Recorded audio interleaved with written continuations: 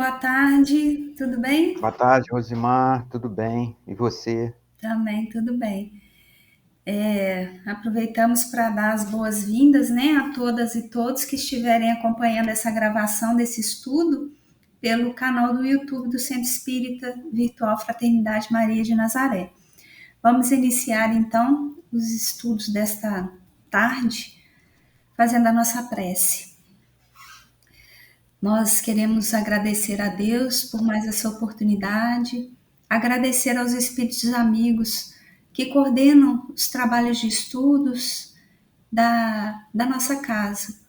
Agradecer em especial ao nosso querido Leon Denis, que deixou essa obra grandiosa, a fim de que pudéssemos esclarecer e compreender de forma mais simples a própria doutrina espírita.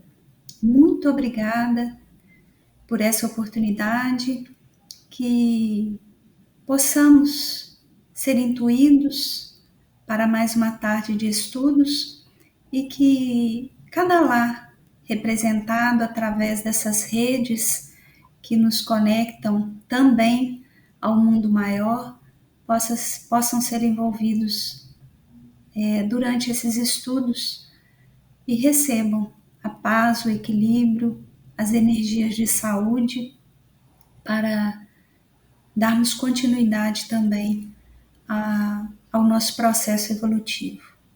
Muito obrigada, que assim seja. Que assim seja. Então, hoje nós vamos dar continuidade aos estudos da obra Giovanna, que é o primeiro romance espírita escrito por Leon Denis. E estamos hoje iniciando o segundo capítulo. Então, para quem está nos acompanhando pela primeira vez, nós já temos alguns outros estudos gravados neste mesmo canal e convidamos a todos que possam ouvir esses estudos também para entenderem um pouco dessa base da doutrina. Então, nós vamos iniciar fazendo a leitura, né? E depois a gente para um pouquinho para comentar essa leitura. Era, sobretudo, por ocasião das viagens, muito curtas conforme seu gosto, que Maurício fazia à casa paterna e durante as excursões que se seguiam, que seu pensamento, estimulado pela poesia da natureza, elevava-se a Deus num impulso rápido e seguro. Gostava então de vagar pelas gargantas selvagens dos montes, percorrer os lugares afastados onde ressoa o estrondo perpétuo das correntes e cascatas, as florestas de pinheiros, faias, lariços, cujas cúpulas ensombreadas recobrem as encostas dos Alpes Ticineses. Alpes Ticineses, eles dizem de Ticino, cantão da Suíça e rio que corre pelos Alpes da Suíça para a Itália. Os sopros do vento, roçando as ramagens e lançando na profundeza dos bosques suas notas gementes e harmoniosas, semelhantes ao desempenho de um órgão invisível, o murmúrio das águas esguichantes, o canto dos pássaros, até o barulho longínquo do machado golpeando os troncos sonoros, todas essas vozes da solidão embalavam seu espírito, falavam-lhe uma linguagem de paz. Nos cumes banhados de luz, sob os arcos de verdura, sua prece subia a Deus mais pura e ardente que nos templos invadidos pela multidão. No âmago dos bosques perfumados, retiros ensombreados e escondidos convidavam-no ao repouso. E os mil ruídos dessa natureza alpina formavam para ele uma melodia deliciosa de que se embriagava a ponto de esquecer as horas e perder o momento do repouso. Entretanto, era preciso arrancar-se a essas delícias para os olhos e o coração e retomar o curso dos estudos interrompidos. Maurício passou com sucesso nos exames. Hesitando depois entre as diferentes carreiras que se abriam para ele, a convite de seu pai, fez direito. Foi recebido como advogado e começou a exercer no Tribunal de Milão. Sua eloquência audaz, comunicativa, sua imaginação viva, o estudo aprofundado das causas a ele confiadas, logo o tornaram notado no mundo dos tribunais. Um futuro brilhante sorriria à sua ambição, se dispusesse a submeter sua consciência às sutilezas dos ardis e da política, a fazer esse satélite dos poderosos. Então, a gente vai dar uma paradinha rápida aqui, só para fazer um pequeno comentário, né? Trazendo de novo, né, a nossa percepção para essa questão da natureza, né? Como que nesse livro a gente está sendo convidado a voltar o nosso olhar para a natureza e o quanto que ela é importante. E aí uma frase me chamou muita atenção aqui, quando ele diz assim: sob os arcos de verdura, sua prece subia a Deus mais pura e ardente, que nos templos invadidos pela multidão. Olha que interessante, né? Ele chama aqui, nos convida aqui, né, a essa sutileza, né? Maurice, enquanto estava em contato com a natureza, se sentia muito mais contemplado em se comunicar com Deus, sentir a presença de Deus, em conversar com Deus do que nos templos, né? Isso para ele era importante. Então eu achei muito interessante ele trazer de novo, né? Leon Denis, na sua narrativa, ele convida a gente a fazer esse percurso de reconexão com a natureza, né? Não sei se você quer comentar alguma coisa. Eu vou seguir aqui então, né? Eu fico pensando, né, que a natureza é uma aceitação incondicional às leis de Deus, né? Então a gente tem uma mensagem no livro Meditações Diárias, a gente tem esse livro, ele tem vários autores, né? Então, esse que eu vou citar específico, ele é do Emmanuel, né? Ele foi ditado pelo Emmanuel, mas a gente tem Meditações Diárias do André Luiz, a gente tem do Bezerra de Menezes, todos foram psicografados pelo Chico, mas em especial esse aqui é do Emmanuel. E tem uma mensagem que se chama Diante da Rebeldia. Eu vou trazer só um trechinho muito rápido aqui, né? Que ele fala assim, olha, quando o espírito de rebeldia se te aproxima do coração, segregando frases, né, diversas, ele vai falar assim, olha, aguça os ouvidos da própria alma para que possas recolher as grandes vozes inarticuladas da vida. Aí ele vai falar, no alto, constelações que te habituaste a admirar, dizem-te no pensamento, antes que teu raciocínio nos visse à luz, já obedecíamos ao Supremo Senhor para servir. Enquanto que a terra afirmará, não és mais que um hóspede dos milhões que carregam em milênios. Em torno de ti a árvore falará. Esforço-me de janeiro a dezembro, a fim de dar aos meus frutos por alguns dias em nome do Criador. E a mensagem é muito longa, né? Mas a gente queria trazer em especial esse trecho, dizendo do quanto que a natureza ela tem essa entrega incondicional à lei de Deus, né? Então, quando a árvore traz isso, olha, eu sigo um ciclo de produção e um ciclo de renovação. As estrelas, né, as constelações falam, olha, antes de você pensar em existir, eu já era. seguindo as leis do universo, que são as leis de Deus. Então, é importante a gente chamar atenção, né? Quando Leon Denis traz essa questão da natureza, não é aleatório. Existe aí um convite para que a gente aprenda com a natureza a se reconectar com as leis de Deus, porque a natureza ela tem essa obediência incondicional às leis de Deus. Eu queria reforçar isso, porque eu acho que é importante, né? Não é aleatório que ele traz essa questão, né?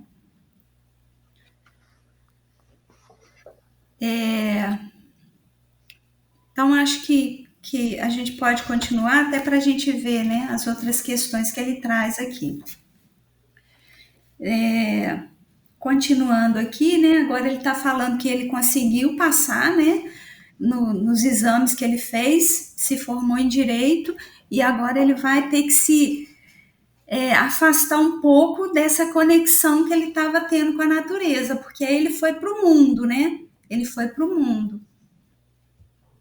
Mas essa alma digna e altiva não podia rebaixar-se a semelhante papel.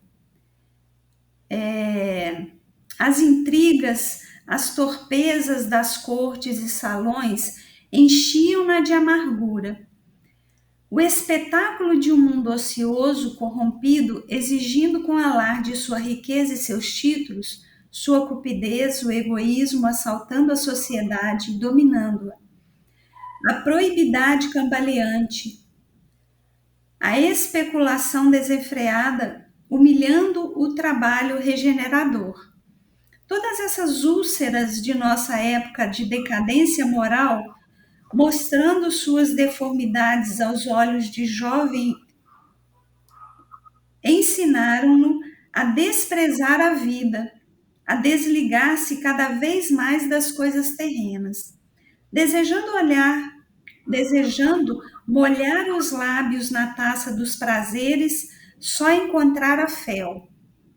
O amor pago, a orgia brutal, o jogo entorpecente eram para ele outros tantos monstros que o faziam recuar de horror. Com tais gostos, uma disposição natural para a meditação, o amor à solidão, viu desfazer-se pouco a pouco todas as suas relações.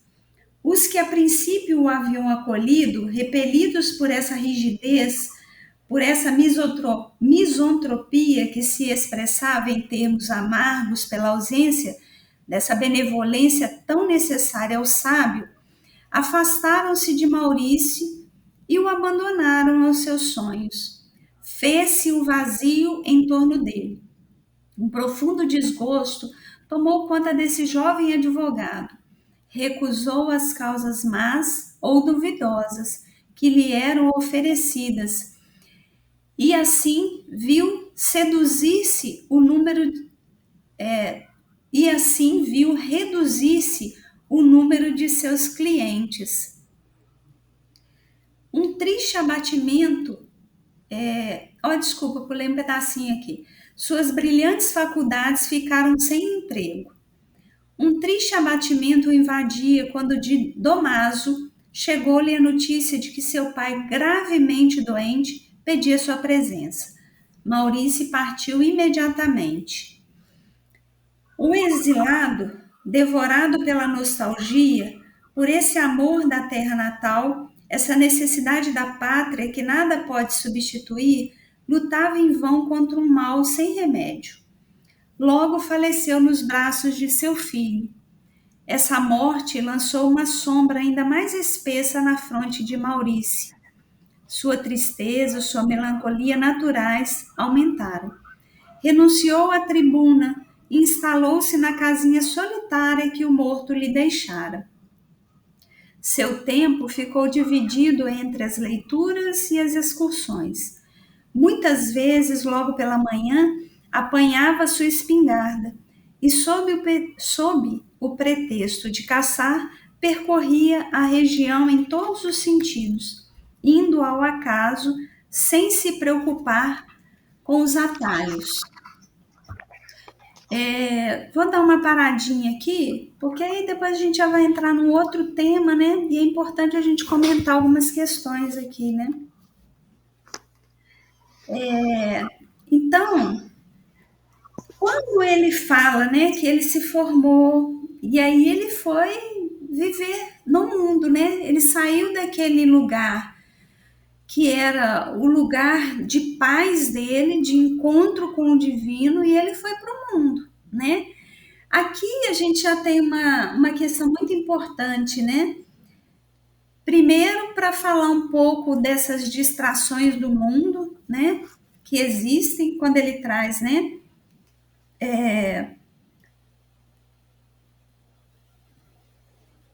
Desejando molhar os lábios na taça dos prazeres, só encontra fel, né? O amor pago, a orgia brutal, o jogo entorpecente. Então ele vai se deparando, né, com o mundo real, que é o mundo de provas e expiações, né? Talvez o mundo de provas e expiações ele seja o mais difícil para a gente transpor, né? Por conta dessas distrações que a gente elas são tentadoras, na verdade, né? E parecem até arrebatadoras para alguns de nós, né? E elas vão se mostrando aí, né? E algumas delas conseguem nos arrastar, né? Nos arrastar para o mundo dos vícios, por exemplo, né? Então, é preciso que a gente fique atento a essas questões, né? Que a gente tome cuidado, porque a gente está no mundo para viver o mundo, né? A gente precisa viver as experiências do trabalho no mundo material, né? Porque a gente precisa de ter a nossa renda, a gente precisa de dinheiro, às vezes a gente precisa também de diversão, né? Então a gente está no mundo para viver as coisas do mundo, mas sempre atentos, né?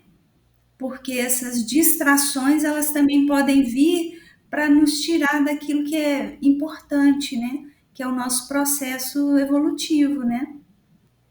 Mas se a pessoa não tem, se a gente não tem a sensibilidade apurada, a gente permanece nesse mundo, achando que aquilo é o objetivo correto, vamos dizer assim. Agora, tem gente que tem a sensibilidade igual do Maurício, que é mais apurada, ele se sente bem na natureza, ele faz da natureza o templo, onde ele consegue entrar em contato com Deus. É Uhum. bem diferente. Eu só estou falando isso porque foi uma criança que não teve a mãe, que perdeu a mãe muito cedo, e o pai, já com aquele problema dele de querer voltar para a pátria, né? Ele era um exilado, aquilo fazia mal para o pai dele. Ele não teve essa convivência, né? Ele teve. O que o pai dele fez? O pai dele colocou ele na escola, deu tudo para ele poder viver a vida, e não era bem isso que ia satisfazer o Maurício. Então, é Uhum. uma coisa muito especial, né? É. Agora, uma coisa interessante, né? Porque aqui eles trazem uma, uma característica, né? Fala assim, olha, por essa misantropia, né? Misantropia é é o ódio da humanidade, né? Então, ele era uma pessoa também que ele estava se excluindo de viver no mundo. E até que ponto, né, que a gente consegue fazer isso e evoluir, né? A gente não é isso que é o propósito. A evolução é você estar em contato com o mundo, aprendendo a vencer esse mundo, né? Então Jesus já dizia, né? É, todos nós que passássemos pelas aflições, né? Ele diz, tem de bom ânimo, né? Eu venci o mundo, né? Venceu que mundo? Venceu esse mundo de provas e expiações, porque ele estava falando para a gente, olha, estar aí nesse processo não é fácil, mas eu consegui vencer, tanto que eu já sou um espírito puro, eu estou aqui num outro lugar, vocês também vão conseguir vencer, mas é preciso aprender a lidar com as questões desse mundo, né? Então, ele não venceu no mundo. Vencer no mundo muitas vezes para nós é ter status, né? Conseguir coisas. Ele fala, eu venci o mundo, ou seja, eu passei por todas as vicissitudes e consegui não me corromper por elas, né? E eu fui como vocês, aos poucos, lutando contra as viciações, contra as próprias imperfeições. É isso que a gente precisa ficar atento, né? Então, é uma coisa interessante, né? A gente tem lá no Livro dos Espíritos, no capítulo 10, uma questão que fala sobre isso, né? Que a gente vai ter arrastamentos, né? Mas não há arrastamento irresistível. Ou seja, nós podemos vencer as nossas vicissitudes, a gente consegue vencer os vícios, as imperfeições, né? Então, o homem, ele pode sempre cerrar os ouvidos, é isso que está lá, a voz oculta que lhe fala no íntimo. Então, a gente sempre tem aquilo que convida a gente para as coisas do mundo só, né?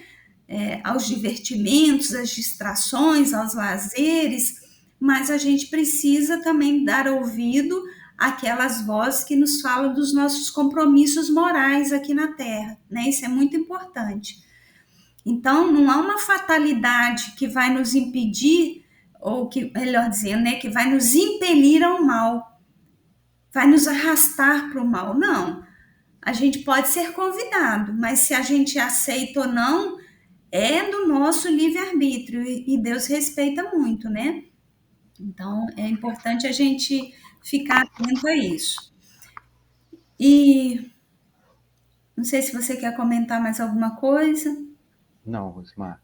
Uma questão importante que ele traz aqui, né, quando ele fala assim, olha, Maurício estava lá protegidinho, né? E isso acontece com muitos de nós, né? Às vezes a gente está no nosso mundo, com a nossa família, todo protegido, e quando a gente vai para o mundo, e aí, o que eu vou fazer, né? Aí ele foi para esse mundo, viveu essas experiências, viu que essas experiências não completavam ele, aí fala assim, olha, fez-se o vazio em torno dele. Olha que expressão interessante, né? Leon Denis escreve esse livro em 1880, 1882, por aí, a data é um pouquinho, às vezes eles falam que ele estava com 35 anos, com 36, mas nas referências a gente traz que o livro foi escrito em 1880, né? Final do século XIX. Ele já traz essa expressão vazio, que hoje em dia a gente fala muito sobre vazio existencial. E eu queria falar um pouquinho sobre isso hoje, porque eu acho até para a gente encerrar vai ser importante a gente trazer esse tema, né? Quem fala muito dessa questão e quem foi um dos estudiosos, né, que se debruçou sobre esse tema existencial, porque ele fazia parte desse movimento, né, do existencialismo também, foi Viktor Frankl. Então eu queria falar um pouquinho sobre isso hoje, né? Então, Viktor Frankl, ele foi um médico, né, vienense, ele tratou muito dessa questão do sentido da vida, e tem um livro dele, e que é um pouco a biografia dele, que eles foram convidando ele a fazer essa autobiografia, ele nem queria fazer muito, mas aí quando ele viu que tinha muita especulação, ele falou, tá, eu mesmo vou escrever sobre isso. E aí, nesse livro, né, ele fala do sofrimento de uma vida, né, sem sentido. Ele diz que a existência humana, ela aponta sempre para algo para além de si mesma. E aponta sempre para um sentido, né? E quando ele traz isso, é importante, né? Porque vai dizer da gente buscar o prazer pelo prazer. Quando a gente faz esse movimento só para nossa satisfação individual, isso não traz satisfação, né? E aí é necessário encontrar aquilo que nos traz um sentido existencial. E ele vai falar, né, que esse sentido ele está para além de mim mesmo. Ele vai para uma busca, né, para além de uma autorrealização. Então, é uma busca para além desse prazer do eu. Então, é importante, quando ele traz isso, né, e essas colocações que eu estou trazendo, está no livro dele que se chama Em Busca de Sentido, né, essa obra autobiográfica que ele fez, né, ele vai dizer que a gente encontra sentido para a nossa vida quando a gente tem um desejo de transcender. Transcender o quê? Esse prazer individual, que isso é um prazer momentâneo e que vai falar ainda do nosso egoísmo, né? Então, assim, a gente percebe que todo ser humano ele vai buscar algo para além dele mesmo, quando ele quer buscar um sentido para a sua própria vida, né? Encontrar esse sentido, quando a gente vai vendo a obra dele, né? A gente vai pensando, né? Encontrar esse sentido para a vida nunca pode estar conectado a tirar sentido da vida do outro. Então, por exemplo, às vezes a pessoa fala assim: ah, agora eu vou viver a minha vida, dana-se o outro. Ele vai perder o sentido da vida dele, porque se o outro não importa, quer dizer que eu estou vivendo ainda um momento muito egoísta, né? Eu preciso encontrar um sentido transcendendo a minha própria existência, né? Então eu trouxe um pouquinho desse autor porque eu acho que combina com isso que a gente leu aqui, né? Que o Maurício fez todo esse percurso, experimentou isso tudo aqui, depois ele falou: nossa, estou sentindo um vazio aqui dentro de mim. Quantos de nós não passamos por isso, né? Porque a gente busca preencher às vezes, esse vazio que surge com muitas coisas, com muitos objetos, mas que não trazem sentido nenhum para a nossa vida, né? Eu achei que era interessante trazer essa questão até para a gente ver o quanto que as coisas se conectam, né? Muito interessante, Osmar. E dando essa coisa do sentido, né, da vida, que Jesus falou que venceu o mundo, né? Não adianta nada você simplesmente, vamos falar assim, igual um eremita, você vai distanciar disso tudo. Porque Jesus falou: eu venci o mundo. Ele venceu isso tudo. E Kardec, quando ele define o espírita, né? Ele fala assim, ó, uma frase que ele falou: reconhece-se o verdadeiro espírita pela sua transformação moral e pelos esforços que emprega para domar suas inclinações más, né? Interessante isso. Então você tem que burilar o seu espírito na sua reencarnação. Você tem que passar por isso, você tem que, porque senão não tem objetivo. Você não progride. Realmente você tem que vencer o mundo, né? E com essa coisa de viver nesse mundo sem estar de acordo com o mundo, você burila o seu espírito e você se eleva, se transforma. Você vê o que é bom para você, né? Foi o Paulo que falou aquela frase do Paulo de Tarso: tudo me é lícito na vida, mas nem tudo me convém. Nem tudo que eu posso fazer me convém. Então, são coisas que a gente tem que colocar para a gente dar um sentido para a nossa vida, né? Nossa, essa colocação que você trouxe, né, do verdadeiro espírito é perfeita, né? Porque nós estamos realmente num momento em que nós somos convidados o tempo todo, né, a fazermos essa transformação, né, a buscarmos essa melhoria em nós mesmos, né? Então é muito importante que a gente faça esse movimento, né, da gente buscar aquilo que é melhor o tempo todo, né? E aí, só para fechar, né, eu queria trazer aqui um pequeno trecho que o Viktor Frankl traz no livro dele, que eu acho muito importante, né? Ele fala assim, olha, na narrativa, né? Porque o que esse livro traz? Ele traz a história de Viktor Frankl nos campos de concentração. Ele foi um daqueles que sofreu, né? Mas sobreviveu ao campo de concentração. E ele fala assim, quando ele sai, que ele é liberto, ele sai junto com o companheiro dele. E ele traz essa frase assim, olha, um companheiro e eu caminhávamos reto, cruzando os campos em direção à prisão da qual há pouco fomos libertados. De repente, nos vemos diante de uma lavoura recém-germinada. Automaticamente, quero desviar dela. Ele, entretanto, o amigo, né, me pega pelo braço e me impele reto em frente. Balbuciei algo de que não se deve pisar na brotura. Aí ele se exalta. Com um olhar ameaçador, ele grita: O quê? E o que fizeram conosco? Liquidaram minha mulher, meu filho na câmara de gás. Isto para não falar do resto.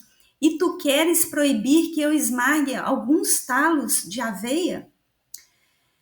E aí Viktor Frankl, ele termina esse trechinho falando assim, somente aos poucos se consegue levar essas pessoas a reencontrar a verdade tão trivial de que ninguém tem o direito de praticar injustiça, nem mesmo aquele que sofreu injustiça. Então, quando a gente fala de buscar o sentido para a vida, né? É isso que é o estudo dele. Ele se dedicou a vida toda a colocar em prática isso, né? O que é esse vazio existencial? Para que ele existe? Como é que eu vou transformar ele, né?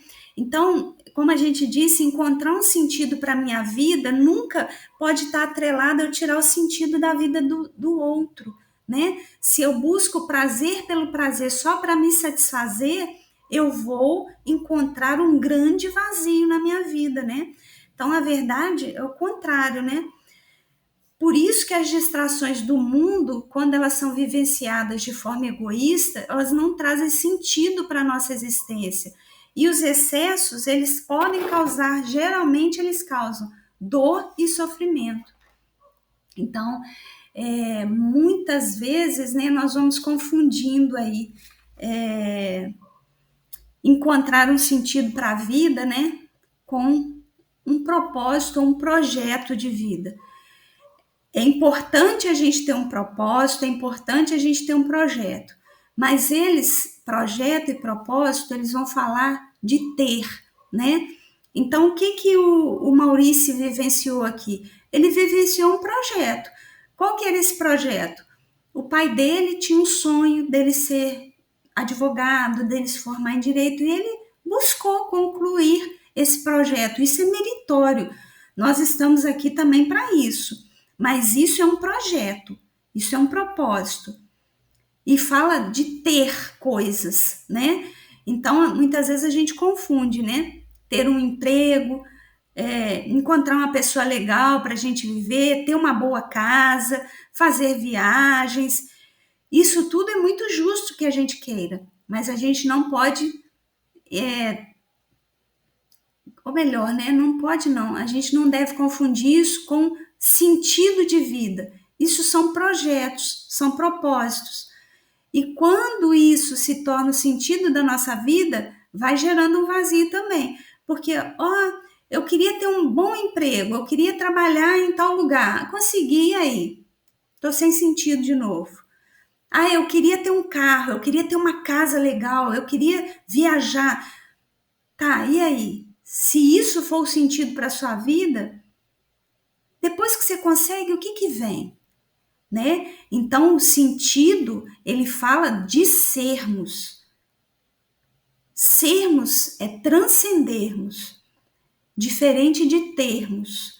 É claro que aqui no mundo de provas e expiações que nós vivemos, nós precisamos buscar também os bens materiais, porque se a gente vive na matéria, a gente precisa dela para sobreviver, né?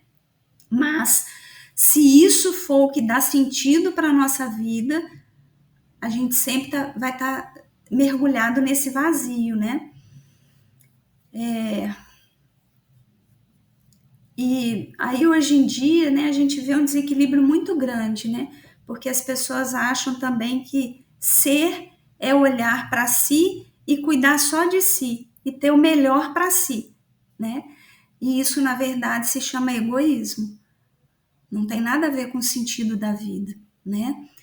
E a gente precisa tomar cuidado, né? Às vezes a gente conversa aqui, você sabe que eu já comentei isso algumas vezes, né? Quando a gente constitui uma família, não dá mais para eu ser só eu, né?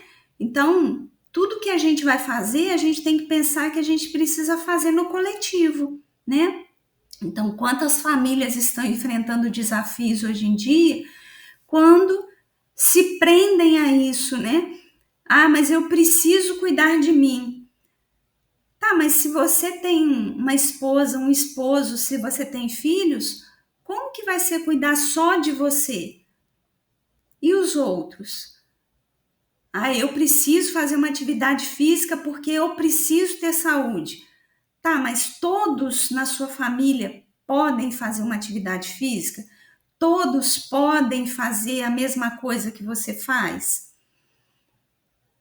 Porque senão a gente continua olhando só para a gente e vivendo só o que é importante para a gente, né? E a partir disso a gente vai ampliando também, né? O nosso espectro. A gente vive em família para a gente aprender a viver em sociedade, né?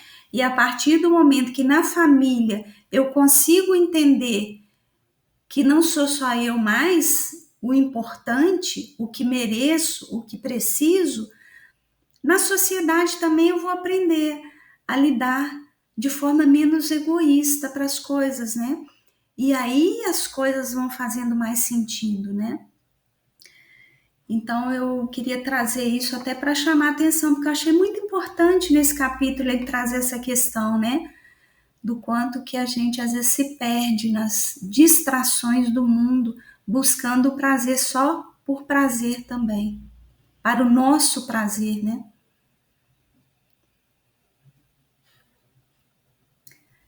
Tá desligado, tá, Ricardo?